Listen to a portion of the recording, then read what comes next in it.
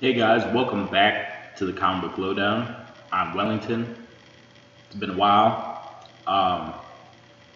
As I said in my last video, which probably don't remember if you even saw it, was that I wouldn't really be doing videos often because I just don't feel like doing them often. But anytime I do feel like doing a video, I like to get out here and do it. Um, and it's usually when I read something bigger, complete something that I want to go ahead and review it. Um, my issue game, my reading of issues, as much as I can stay up to date with it, hasn't been very good. So that's why I really don't produce many videos, because all I'm doing is reading, big graphic novels, and then they're bigger, so it takes me time to read them, and then I'll put out the video whenever I finish them. Or sometimes I just don't make a video about it. But in this case, I do want to make a video about it. But before I even get to the review, I want to do a quick kind of update on what's going on. Yesterday was just Comic Con, the 3 days of Comic Con. I was at Comic Con Friday, Saturday, Sunday here in Tampa Bay. It was a good time. Did a lot of cosplaying. Went as Luke Cage and went as Moon Knight in his suit. Took a lot of cool pictures. Had a lot of fun. I met Charlie Cox, and for those of you who might not know, Charlie Cox is the actor who plays Daredevil. Met him. Uh, had fun doing that, and then also picked up some good stuff here. Let me go ahead and show you guys real fast. Just want to make this short so I can get to the review, but just some of the things that I got. Here's volume one of Lone Wolf and Cub, volume one. That's the pages.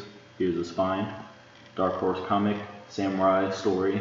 I love samurai stories. I love kung fu and all that kind of the Asian stories. I've read a good amount of mangas recently.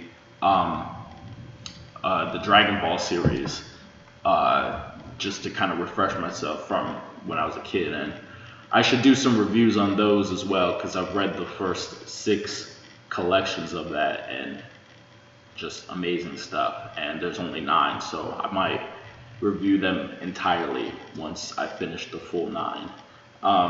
So that was one. That was Lone Wolf and Cub. I picked this one up for like $5. The Spider-Man Family Business came out like 2 years ago now, I think. Written by Mark Waid, uh, art by James Robinson. I'm excited to read this because I love Mark Waid's writing. Loved him on Daredevil, as you guys probably remember. And yeah, and then the big boy that I got, and at an amazing price. This book retails at $200, and I bought it for $60 new, in the shrink wrap and everything.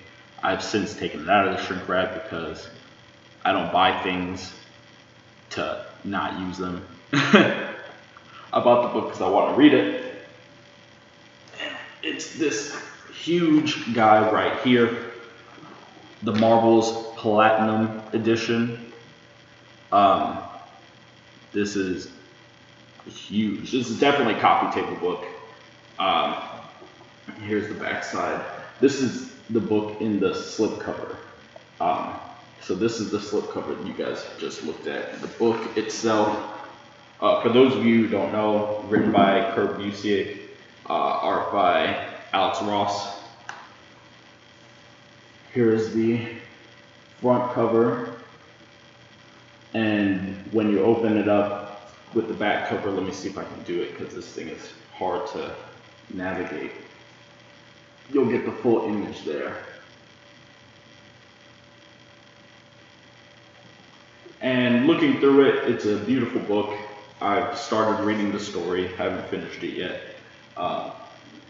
But the story's not long. It's only like a 4-issue long story. So most of this most of the book is filled with scripts and commentary and sketches and all that kind of stuff. It's mostly extras. That's why I call it a coffee table book, because it's the kind of thing that you can look through if you want to, find something specific, and then kind of do your homework on that, and then put it down, and then so on. Anyways, probably put a link in this so you guys can fast forward to this point, because we're going to get into the review now, and the review is on Volume 1 of Fear Agent. Fear Agent Volume 1 contains the stories Reignition, My War, and The Last Goodbye, as well as a bunch of Tales of the Fear Agent stories in the back after you finish the main plot of this. This is written by Rick Remender. A lot of the art by Tony Moore and Jerome Opeña. If you guys are familiar with me and my channel for all this time, you'll know that I love Rick Remender. I love Tony Moore. I love when their Venom work that they did, and all of Remender's Venom run, and all the Tony Moore work that he did on Venom. I love the Tony Moore work he did on Deadpool. Loved him, in The Walking Dead for the first arc, as you can read in, the trade format. If you're lucky enough to have the issues and you don't want to read it that way, you can read it that way. Anyways, this book, really fun. I'm not the kind of guy who really gets into space stories. I like to stay on the street level more. That's why I gravitate towards characters like Daredevil and stuff. But this story, definitely, Remender has a way of creating characters who are lonely, who are down and out, who have reached rock bottom, and who are also drunk, or drunks. Heath Houston or Huston, I don't know how they pronounce it, but Heath, the main character in this story, he's an alcoholic, and he reminds me a lot of the Flash Thompson rendition that Remender did in the Venom run, with him also being an alcoholic. And they kept true to that. He kept true to that same writing style as he kind of transitioned it over to Marvel and things like that. So the story is all about Heath. He's a extraterrestrial exterminator, I guess you could say. He pretty much is a space exterminator. He gets clearance to go ahead and exterminate different class levels of species that might infest a territory or whatever, just on-call jobs. And really, when he's about doing that, he's pretty much a space cowboy from Texas, so he's got that southern drawl. I equate his character and his personality during the action sequences. I equate him to like a Kenny Powers from Eastbound and Down. He's like, he'll say things and he'll do things that are kind of, they're not really agreeable, but it's done in a way that it's funny, you can get behind it, even though you shouldn't, and you just like the character. So that's the kind of character he is, at least during these action sequences. He's usually drunk, which is a good part of this, is that anytime he has to go do something, he gets drunk, or really anytime he does anything, he gets drunk. And for the first part of the story, it's really funny, it's done up for laughs, and then throughout the story, you get revealed more and more his background, and how he became the person that he is, why he's such a drunk, what happened to Earth, why is he, a space exterminator on his own in the galaxy, pretty much, just being by himself. And as you progress through the book, and especially once you get into the Last Goodbye storyline, where it's fully dedicated to the backstory.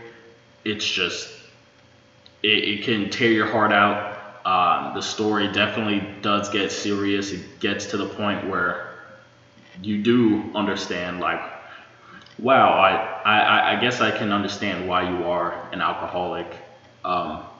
Whether it's agreeable or not, like, you can at least see this person's perspective. And a lot of bad things do happen. I don't want to give it away just so those of you who haven't read it can have a chance to read it. But all in all, just to keep it short, great book. There's a second volume to this. I think there's only 2 volumes, so I'll be getting the second volume. Big ups to moviepilot.com. They're the ones who actually bought me and mailed me this book. And they did it a long time ago now. But big props to them. I'm planning to become a little more active, possibly with the videos, and more active just online with social media, and maybe even some writing. So if I do start to do that, I might go ahead and make some videos about it, kind of plugging that, showing you guys where to go if you want to hear any opinions, whether it be about movies or comics. It's probably going to stay in movies and comics, and by movies I mean more like the comic related movies, lane, and then I could touch on other subjects as well, but something I've been thinking about. So news on that could possibly come in the future, in the near future, hopefully. But anyways, Fear Agent, even if you're not a space guy, a guy who likes to read on the cosmos, you can still enjoy this, because it's not just about the setting or the plot. It's a very character driven story, and character driven stories are the best, because no matter where it is, no matter what it is, you can always get behind good characters, and that's what any great story needs to have, is great characters, and that's what this has. So I recommend it. I recommend Rick Remender.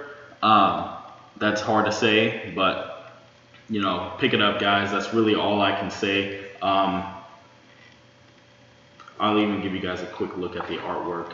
Y'all know who Tony Moore is, so this is kind of what you have to look forward to, if you guys can see that. But I don't want to make this too long. So anyways, I'm Wellington, signing off with a Comic Book Lowdown after a long time. Good to see you guys again, and I will be back next time.